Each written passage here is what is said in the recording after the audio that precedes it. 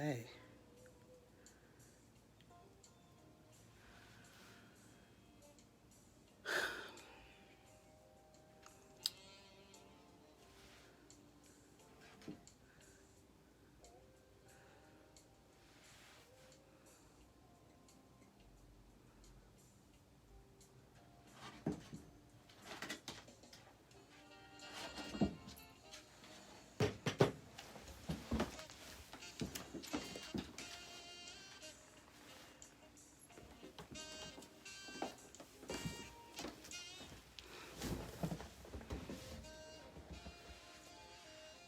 Hello, welcome to Chef Tip Tuesday with Chef Veronica. If you see me keep looking down, I'm looking at my extra phone so I can see when people log on. Hey, Ashley. Thank you for joining.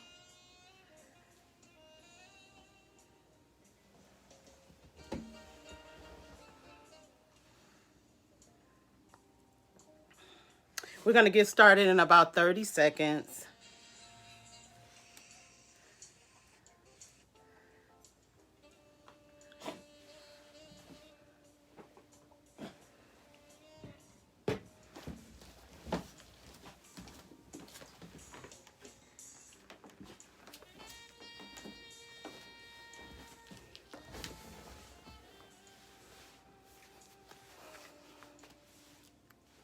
Hi, Antoinette. Thank you for joining.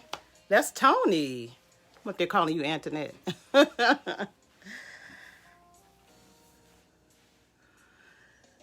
So we're going to go ahead and get started. I want to thank you all for joining the Chef Tip Tuesday today. And I just want to talk to you briefly. I had a emergency this morning here, so I won't be long. Last week we took it on the road because I had a lot of running around to do. But I'm here today in the studio. And that's what I call the comfort of my home, the studio. So last week was a very, very busy week for me. And I want to talk to some business owners just briefly and let you know that if you're doing it by yourself, you have got to shift. You have to start training your team. If you don't have a team, you're going to have to identify some ringleaders, some team leaders for your organization. Okay? And the reason why I say that is because you may find yourself in a position where you're not able to do everything. So when you're not able to do everything, you're going to need someone to be able to pick up the slack. Well, I want to tell you, I started working last Wednesday and it was nonstop until Sunday at 4:00. And when I tell you it was a lot that I really underestimated, it was really a lot. But I'm just so thankful for the team that I have in place. And I want to identify one person. I have an amazing team, but I do want to recognize, now you all already know my husband, he's the best. He just get in where he fit in, anything that I need, he just does it. But I want to identify Tiara. I call her my diva. When I tell you she came through, she actually set up one of our presentation setups all by herself. My husband took the food and the ice and all those things, but she actually set up the whole event. I did not even show up. And that's where you have to be with your confidence level. You have to be able to trust the people that you've trained, because when you've taught them to do the things that you do, then they're able to do what you do when you're not there. That's something my pastor talk about all the time at church when we were going to church, but now we just have a call.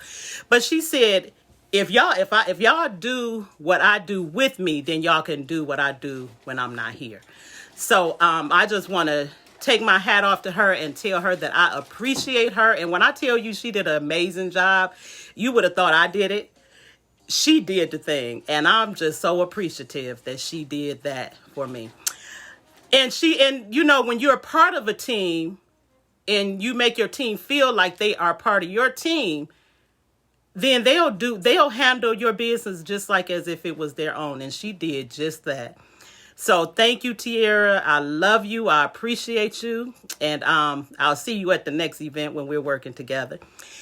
So the other thing I want to talk about is my happy place. where I was last week while I was cooking.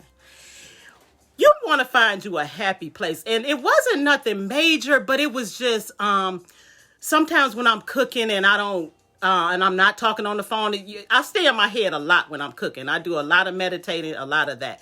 But last week, I turned the TV on, and guess what was on? I'm about to tell my age. Little House on the Prairie. And when I tell you I was in a happy place, I watched it the whole time. A nice, clean show. It's old as crap, but it was a nice, clean show. And I actually got to see a part that I always wonder. I always wonder where the Ingram's kid, that extra boy, where he came from. And I had the opportunity to find out where he came from. So I come to find out, I was like, oh, they was running they had foster kids all up in their house and was adopted left and right. So I just want to talk about that. But to get to the tips, the tip for today. Now, last week I realized when I was watching my video that one of my tips got cut off. And I don't know how that happened, but I was out in the trenches driving. So it could have, well, I wasn't driving, but I was parked. So it could have just been a bad reception. But one of the tips that I spoke on was about when you have aluminum pans and bowls and things, and there's stickers on them. You want to remove the sticker before you even apply the water because it'll come off better. And then it doesn't leave that little sticky mark. You know how you may put some water on something and you try to take the sticky mark off and it stays there. That's a bad presentation for me. And it's a bad presentation for me to even have the price tag or the tag sticking on there. So that was one of the tips that got cut off. So I wanted to go back over that because I thought that was very, very important for you all to know. But let's talk about cracking your eggs when you're cooking. So I know a lot of times we don't even think about it. We just think, okay, you're cracking an egg. You're putting the egg where it needs to go. You're just dropping it into the dish. In actuality, what I learned in culinary school is that, and you actually got points taken off if the professor, the instructor caught you doing this. You break the egg into a separate dish. Now, it's an extra step. You may have extra work because now you're going to have to wash that extra dish, but it's worth it in the end because here's the thing. If you crack the egg into your dish that you're cooking and the egg get in the dish, now you contaminated the food. So what if you cook that meal and there's an eggshell in there and someone eats that? That's a bad representation of you. So what you want to do when you crack your eggs, crack it into a separate dish. Or it could be a bowl. It could be a prepping bowl. Whatever it is, crack it in a separate dish. Take that extra step. Also, it happens. If you crack the egg and the egg get in there, an eggshell, then you take the other eggshell to scoop it out. Because I guess it's the membrane that's in the shell. It actually sticks to the shell when you scoop it, and you'll be able to get it out just like that. The other thing I want to talk to you about is when you're using your cutting board. Put a wet towel, a damp towel, underneath the cutting board. Because that'll keep the cutting board from sliding across the table, sliding across your prep area, and keep you, and actually it's safe proof so you don't cut yourself. Because if that cutting board slip, you could actually slip and cut yourself. So what am I talking about? I'm really talking about safety here. Because even with the knife, the wet, damp rag under the cutting board, that's safety for you when you're using your knife and doing things like that. Also, with the eggshells, eggshells will contaminate a dish, and you don't want to be embarrassed.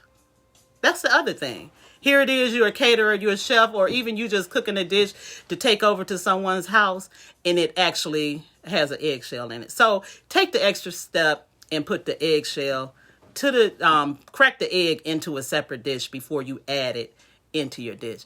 And this is another tip, and this is just me. Now, I know our grandparents back in the day when they were cooking and everything, they would always say, oh, I don't measure anything. No, I just look at it by the eye and I know this and I know how it tastes. That's fine and dandy when you're doing dishes like side dishes, meats and things like that. But when you're baking, if you want your dish to stay consistent, you might want to measure those items that's going into your baked goods. Because if you put too much baking soda into one dish, you have a disaster. It's going to taste horrible. It's going to leave it salty. It's going to give it a bitter taste. And then people may not want to come back and buy your item because it's not, because I know me, when I go back for a dish that I've had before, I'm going for that same taste. I'm going for that same look. And if I get the dish and it doesn't taste the same, I'm disappointed, because you know how you have your mouth watered and ready to bite into something, then you bite into it and you're like, what is that? It was too much of an item in the baking good. So that's your chef tips for Tuesday this week. Thank you for tuning in. Make sure you subscribe to our YouTube channel. And actually, that's Where the Heart Is, WTHI. That if you Google on YouTube, is Where the Heart Is, WTHI. The WTHI stands for Where the Heart Is. Also, you can follow us on Instagram. Our name on Instagram is WTHI. Thank you for tuning in, and I'll see you all next week.